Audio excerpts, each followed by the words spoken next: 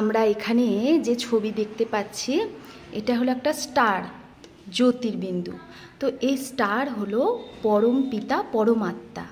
তো পরমাত্মা হলো আমাদের সব আত্মার পিতা। আমরা আত্মারাও দেখতে জ্যোতির মতো, আমাদের পিতাও দেখতে জ্যোতির মতো।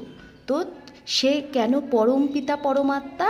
কারণ হলো আত্মার সাথে পরমাত্মার একটাই পার্থক্য, আত্মা জন্ম মৃত্যুর চক্রে আসে, অর্থাৎ শরীরে তাকে জন্ম মৃত্যু নিতে হয়। শরীর নিয়ে জন্ম নিতে হয়, আবার শরীর ছাড়লে তাকে মৃত্যু বলে। কিন্তু পরমাত্মার জন্ম মৃত্যু হয় না, অর্থাৎ সে জন্ম মৃত্যু থেকে ন্যাড়া, তাই সে পরমাত্মা। তো আত্মার সাথে পরমাত্মার পার্থক্য এটাই। পরমাত্মা রূপে বিন্দু কিন্তু গুণে সিন্ধু। সে হলো জ্ঞানের সাগর, সুখের সাগর, আনন্দের সাগর। এখানে আমরা ছবিতে দেখতে পাচ্ছি তার অনেক গুণ, এখানে তার মহিমা বলে অপরম অপার। তো পরমপিতা পরমাত্মার একটা নাম আছে। আমরা ভগবানকে অনেক নামে ডাকি, কিন্তু তারও তো একটা পার্টিকুলার নাম আছে।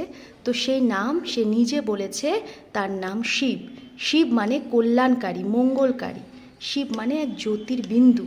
তো পরমপিতা পরমাত্মা শিব আমাদের সব আত্মার পিতা, যাকে আমরা ওপরওয়ালা বলি, ভগবান বলি, ঈশ্বর বলি, গড বলি, আল্লাহ বলি, তাকে যে নামেই ডাকি, কিন্তু আমরা ইশারা কোথায় করি? ওপরে।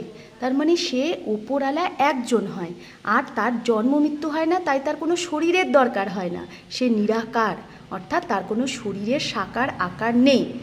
তার নিরাকার মানে এরকম না তার কোনো আকারই নেই, তার আকার আছে। তার আকার জ্যোতির্বিন্দু স্বরূপ।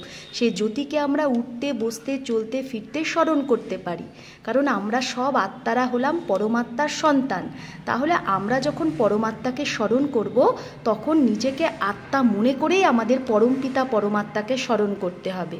আমরা আত্মারা থাকি ভ্রুকুটি মাঝে, আমরা হলাম সবাই আত্মা ভ্রুকুটি মাঝে। তাই আমরা কপালে হাত দিই, আমরা তিলক লাগাই কপালে, প্রণাম করি কপালে, আমরা ভাগ্য বলি আমার কপালটাই আজকে খারাপ, বা কপালের জোরে আজ বেঁচে গেলাম।